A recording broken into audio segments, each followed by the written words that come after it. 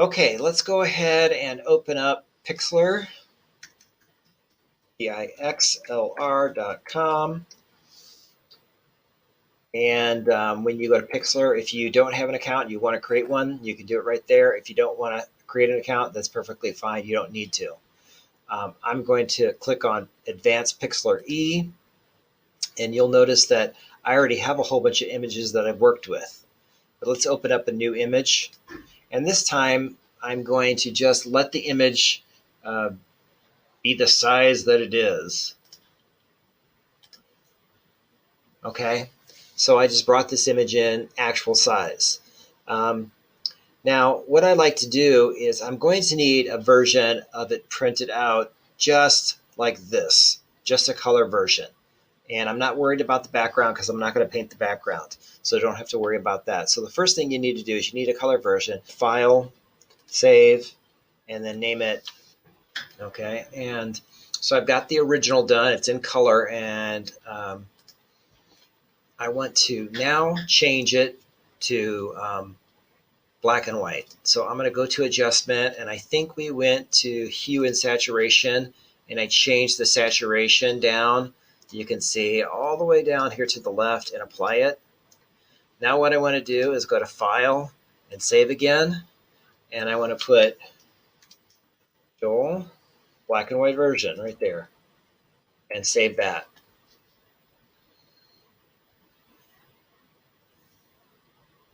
Okay, now what I want to do is I want to change the contrast and brightness and contrast, and I want to bring the contrast way up so it's really got a lot of contrast, and you can kind of adjust this just based on what you see. And I want a lot of contrast and hit apply, and then I want to go to File and Save again, and this is good. I want to put Joel high contrast and download that. That's the third one I've done. I've done the color, I've done the black and white version, and I've done the high contrast version. Okay, now I want to do a version that is flipped, where I flip the image, but I really don't want it to be that high contrast version. So if I go to history here, I can go back one step to hue and saturation and change it back to the black and white version. Okay, and I'm going to unlock that so I can do some things with it here. And then I want to flip this horizontal. And there we go, right there. I just flipped it. And you can see I flipped it because the words are flipped the wrong way. You can't read them. So now what I want to do is I want to save this again. And I want to name it Joel Flipped version. Okay. And also JPEG is fine. I'll hit download.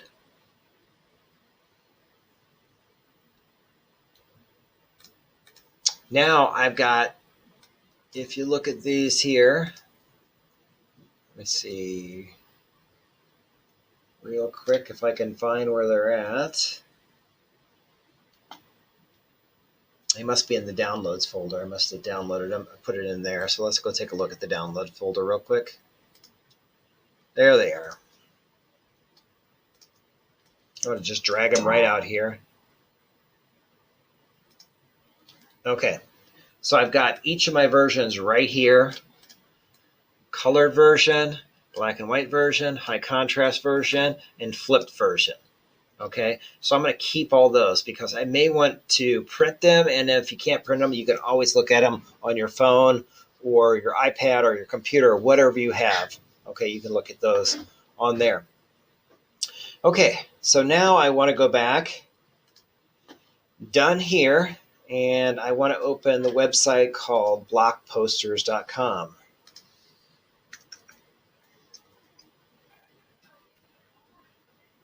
Blockposters.com. There we go. Except for it says all done. I don't want all done. Blockposters.com. Let's do that. Okay, so depending on the size that I need to make this. Remember, if you're going to do something that is the small size, is like the 8 by 10, you can just print one of these out. You can print these out, okay? If you're going to do something bigger, then it's going to have to be done in blockposter.com. So to get started, here's what I'm going to do is click on the button to get started. I want to upload my image. If for some reason when you upload your image that it says, oh, your image is really big and you need to pay us money, don't do that. All you have to do is go back into Pixlr and change the image size and save it. That's all you have to do. And that's only for the flip version. Okay, so I'm going to click on the flip version. And I've got some options here. If I'm going to do a canvas that is 16 by 20, I might want to do it this size here, 2 pages wide. So I have 4 pieces. Okay.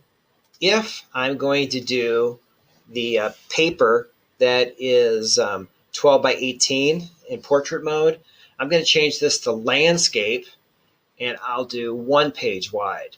And that will make it, taller, better for that piece of paper.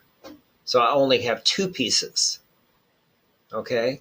But I want to do mine in portrait, and I want to do 2 pages wide because I'll be doing it on a canvas. Okay, and you can have a border or it can be borderless. It really doesn't matter. I think if you remove the watermark, you have to pay, so I don't think you'll be doing that. You do need to click this that you've read and accept the terms of service. I'm assuming you would do that, of course, right? Also, you want to know that you can crop this image. If you need to crop it some to make it bigger or smaller, you might be able to crop it right here. I generally try to crop it before I actually get to this point, but you could do it here if you need to. Let's just assume you want to just do the person's face. You could just crop it right there. So I'm going to create my poster, and then I'm going to download my poster.